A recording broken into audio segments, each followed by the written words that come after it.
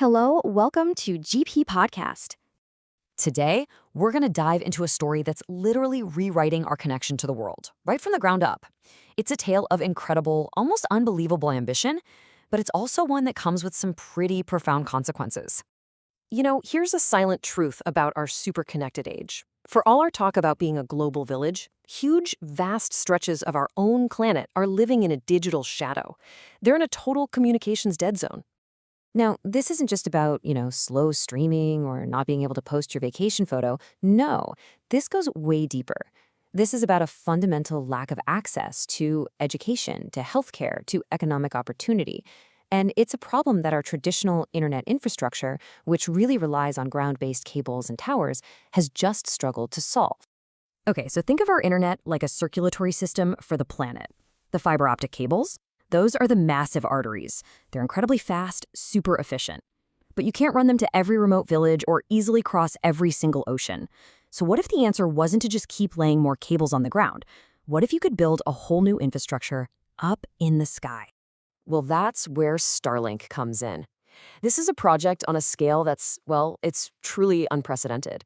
It was designed to solve this exact problem with a massive constellation of thousands of satellites, all orbiting just 550 kilometers above us in what we call low Earth orbit. And here you can see how it all works. It's really this three-part dance between your home, that low Earth orbit, and the ground. So your terminal, your dish, sends a signal up to a satellite that is just blazing overhead at 27,000 kilometers an hour. That satellite then beams the signal down to a ground station, which plugs you right into the internet we all know. It's all synchronized absolutely perfectly. So the absolutely crucial piece of the puzzle here is something called latency. The reason that old-school satellite internet felt almost unusable for things like video calls or gaming was the insane distance the signal had to travel. But by bringing the satellites way down from over 35,000 kilometers to just 550, Starlink slashes that travel time. It goes from that painful, awful lag to something that's actually comparable to ground-based broadband. It's a game changer.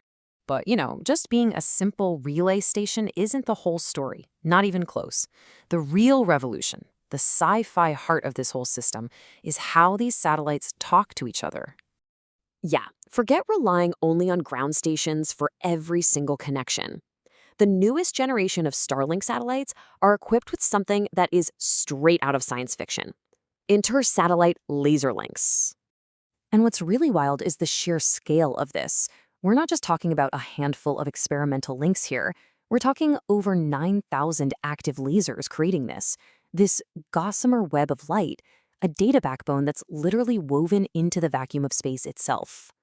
These lasers pass data between the satellites at just incredible speeds, and that lets information bypass the ground entirely.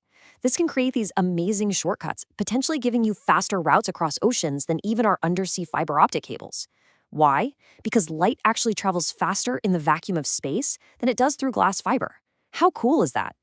But as you can probably guess, weaving a new web around the entire world doesn't come without consequences. This global solution has, maybe inevitably, created a whole new set of global problems.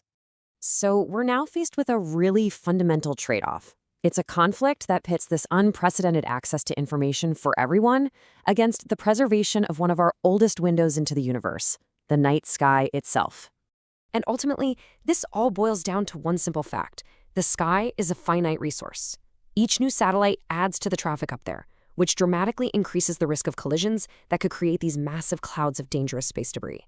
And every single one of them reflects sunlight back to Earth, fundamentally changing our view of the cosmos and interfering with the vital work of both optical and radio astronomers. Now, to their credit, in response to these very serious concerns, the company has taken some proactive steps. They're trying to engineer solutions, from autonomous collision avoidance systems to designing satellites that burn up completely on re-entry. They're even adding special visors and paints to try and make them less reflective. But the story doesn't end there. The next act in this technological revolution, it's not about connecting homes or businesses. It's about connecting the device that's already in your pocket, anywhere on Earth. The goal here is nothing less than the complete and total elimination of mobile dead zones. They've already proven that a standard, totally unmodified cell phone can send a text message via satellite. The plan is to roll this out in stages, starting with text and then moving to voice and data. And this brings us right back where we started, full circle, to that original problem. Direct-to-cell is aimed squarely at that 90%. It's not designed to replace the 5G you have in your city, but to be the ultimate safety net, ensuring you have a connection in the most remote, underserved places on the entire planet.